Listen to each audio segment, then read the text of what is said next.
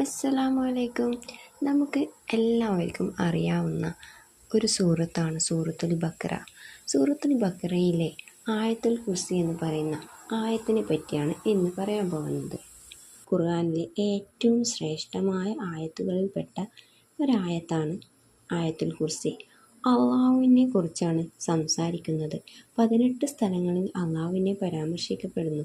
അതാണ് ഏറ്റവും വലിയ പരിഗണന നൽകാനുള്ള കാരണം.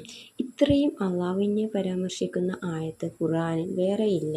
നബി സല്ലല്ലാഹു അലൈഹി വസല്ലമ പറയുകയുണ്ടായി, സൂറത്തുൽ ബഖറയിൽ തലവനായ ഒരു ആയത്തുണ്ട്.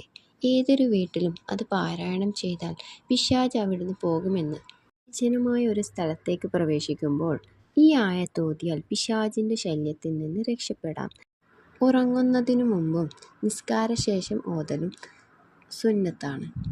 അള്ളാഹുവിൻ്റെ വിശേഷങ്ങളെയും സിഫത്തുകളെയും വളരെ വ്യക്തമാക്കി പറയുന്ന ആയത്താണ് ആയത്തുൽ കുർസി എന്ന് പറയുന്നത്. വിശുദ്ധ ഖുർആനിൻ്റെ നേതാവ് എന്ന് വിശേഷിക്കപ്പെടുന്ന എന്ന സ്ഥാനപ്പേരുള്ള ആയത്താണ് ആയത്തുൽ കുർസി.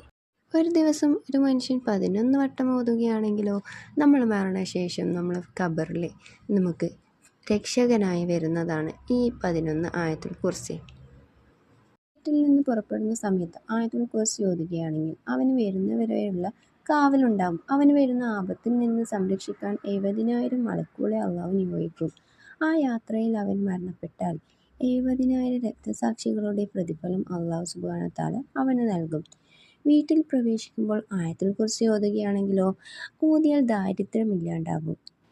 എന്ത് പ്രാർത്ഥിച്ചാലും ഉത്തരം ലഭിക്കുന്ന അള്ളാഹുവിൻ്റെ വിശിഷ്ടനാമം അതിൽ അടങ്ങിയിരിക്കുന്നു എന്നതാണ് പണ്ഡിതന്മാരുടെ അഭിപ്രായമുള്ളത്. പ്രാർത്ഥനയ്ക്ക് ഉത്തരം ലഭിക്കാൻ അത്യുത്തമമായ ആയത്തുൽ കുർസിയാണ്. ഹയ്യു യാ ഖയ്യൂം എന്ന ഇസ്മുകളാണ് ഇസ്മുൽ ആളം എന്ന് അഭിപ്രായപ്പെട്ടവരുണ്ട്. ഏത് പ്രതിസന്ധികളിലും നബി സല്ലല്ലാഹു അലൈഹി വസല്ലമ പ്രാർത്ഥിച്ചത് ഈ ഇസ്മുകൾ പറഞ്ഞുകൊണ്ടാണ് എന്ന് ചരിത്രത്തിൽ കാണാം. നബി സല്ലല്ലാഹു അലൈഹി വസല്ലമ പറയുകയുണ്ടായി, ഓരോ ഫർദ് നമസ്കാര ശേഷവും ആയത്തുൽ കുർസി പതിവാക്കിയാൽ അവന് സ്വർഗപ്രവേശനത്തിന് മരണമല്ലാതെ തടസ്സമില്ലെന്ന്. ഇങ്ങനെ പതിവാക്കിയാൽ അള്ളാഹുവിന് നന്ദിയുള്ള അനുഗ്രഹങ്ങൾക്ക് നന്ദി പ്രകാശിപ്പിക്കുന്ന ഹൃദയവും പ്രവാചകന്മാരുടെയും സഞ്ചാരങ്ങളുടെയും പ്രതിഫലം ലഭിക്കുമെന്നും നബി സല്ലല്ലാഹു അലൈഹി വസല്ലം പറഞ്ഞിട്ടുണ്ട്. അതുപോലെ തന്നെ അന്തസ്സ് വർദ്ധിക്കുന്നു, പിശാചിൽ നിന്ന് സംരക്ഷണം ഉണ്ടാകും. ഫർദ് നമസ്കാര ശേഷം ആയത്തുൽ കുർസി ഓതിയാൽ അവന് അടുത്ത നമസ്കാരം വരെയുള്ള സംരക്ഷണം ലഭിക്കും. നബി സല്ലല്ലാഹു അലൈഹി വസല്ലം പറയുകയുണ്ടായി, ഉറങ്ങാൻ കിടക്കുന്നതിന് മുമ്പ് ഓതിയാൽ അള്ളാഹു തആല അവനെയും കുടുംബത്തെയും സമ്പത്തിൽ നിന്നും എല്ലാ വിപത്തിൽ നിന്നും സംരക്ഷിക്കുമെന്ന്. ബുദ്ധിയുള്ള ഒരാളും ആയത്തുൽ കുർസി ഓതാതെ ഉറങ്ങുകയില്ലെന്ന് അലി റളിയല്ലാഹു അൻഹു പറഞ്ഞിട്ടുണ്ടായി. അതിൻ്റെ മഹത്വം അറിയുന്ന പക്ഷം ഒരാളും ഓതാതെ ഉറങ്ങുകയില്ല. അതുപോലെ തന്നെ അർശിൻ്റെ തണലിൻ്റെ നിധിയാണ് ആയത്തുൽ കുർസി. ആയത്തുൽ കുർസി പതിവാക്കുന്നവന് സിഹ്ർ, കണ്ണേറ് ബാധിക്കുകയില്ലെന്ന് നബി സല്ലല്ലാഹു അലൈഹി വസല്ലം പറഞ്ഞു.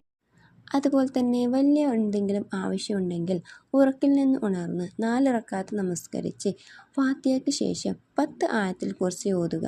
വേഗത്തിൽ അവൻ്റെ ഉദ്ദേശം നിറവേറും. വെള്ളിയാഴ്ച രാവിലെ വളരെ ഉത്തമമാണ്.